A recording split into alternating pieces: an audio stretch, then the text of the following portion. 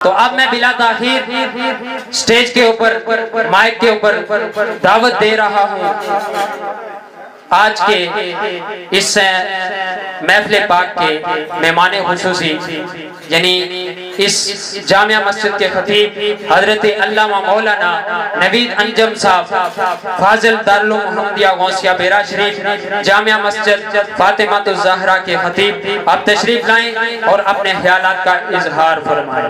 نعرہ تکبیر، نعرہ رسالت، نعرہ تحقیق، نعرہ حیدری، علماء اہل سنت۔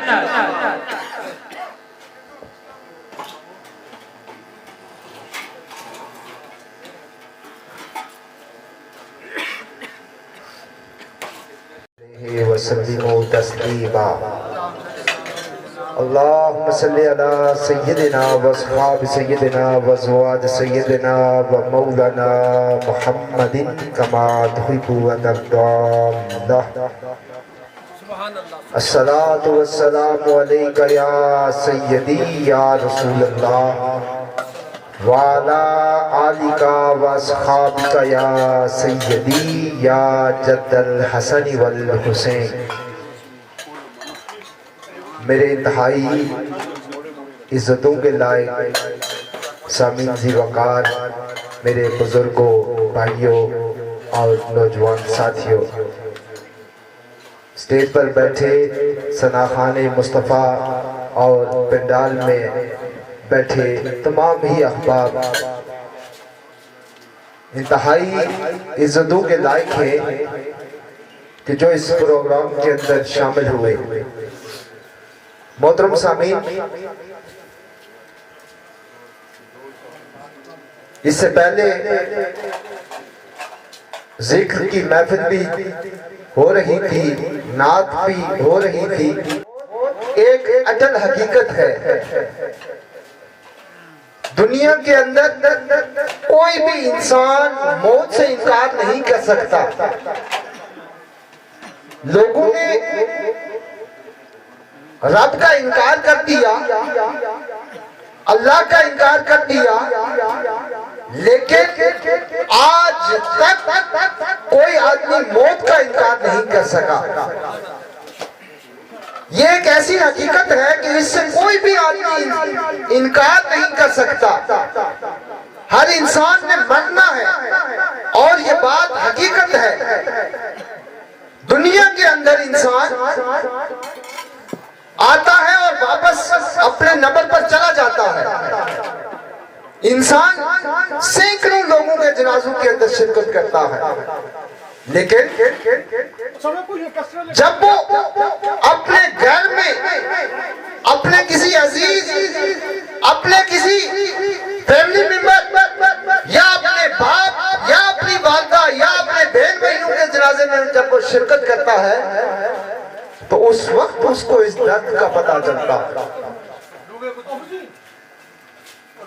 دنیا میں انسان کئی لوگوں کے جنازوں کو کندھا دیتا ہے، لیکن جب وہ اپنے باپ کی چارپائی کو کندھا دیتا ہے یا اپنی ماں کی چارپائی کو کندھا دیتا ہے تو اس وقت اسے پتہ چلتا ہے کہ یہ بوجھ کتنا وزنی بوجھ ہے، یہ صدمہ کتنا عظیم صدمہ ہے، اس لیے کہ اس نے اس سے پہلے اس درد کو چکھا نہیں ہوتا۔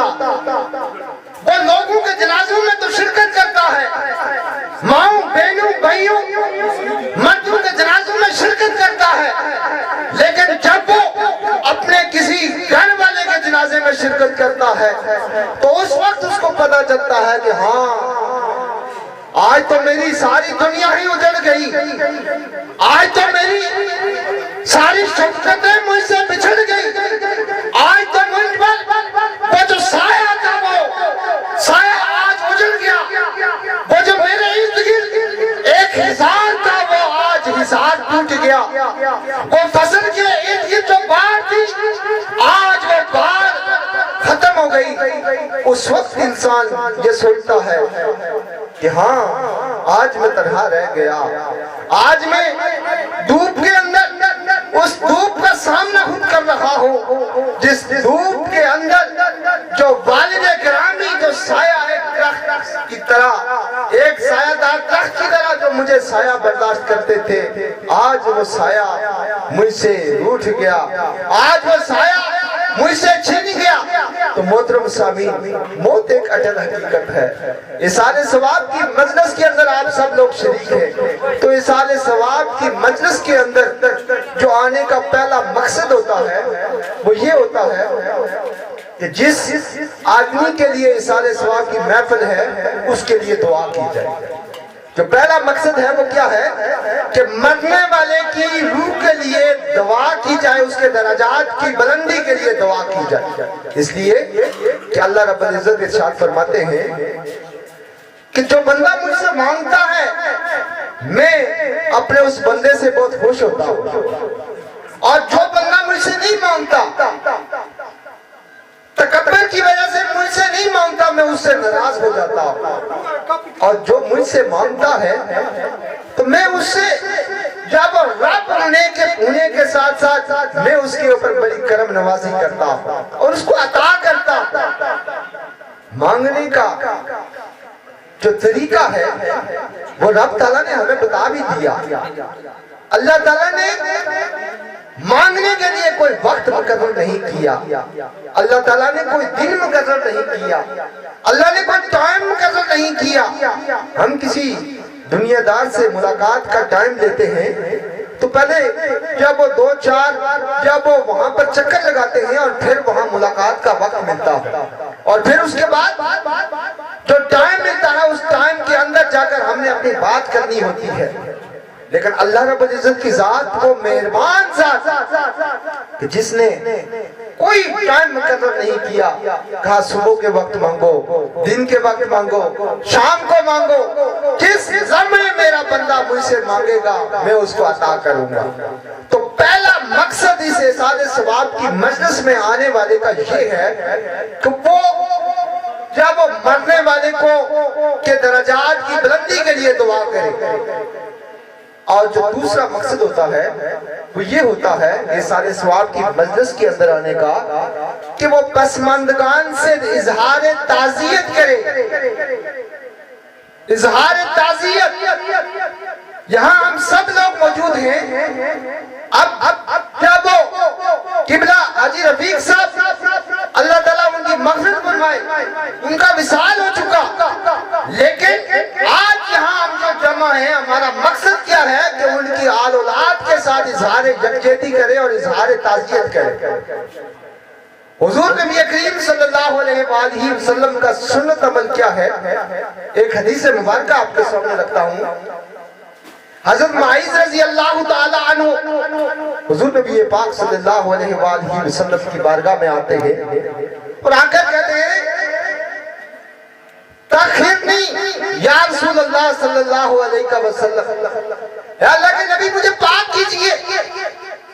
आप अलैहिस्सलाम ने फरमाया मुआज़ जाओ, जाके अल्लाह की बारगाह में नवाफिल अदा करो और अल्लाह की बारगाह में तौबा करो। हज़रत मुआज़ रज़ी अल्लाह ताला अन्हु जाते हैं, जाकर नवाफिल अदा करते हैं, अल्लाह की बारगाह में तौबा करते हैं, फिर आकर हुजूर की बारगाह में फिर कहते हैं तखिरनी या रसूलल्लाह सल्लल्लाहु अलैहि वसल्लम, या अल्लाह के रसूल मुझे पाक कीजिए।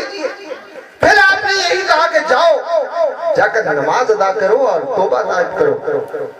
तीसरी मरतबा फिर जब आते हैं और कहते हैं तखिरनी या रसूलल्लाह, या अल्लाह के नबी मुझे पाक कीजिए।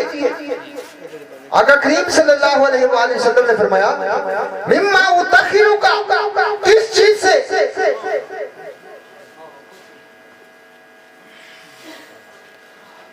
मोहतरम पीर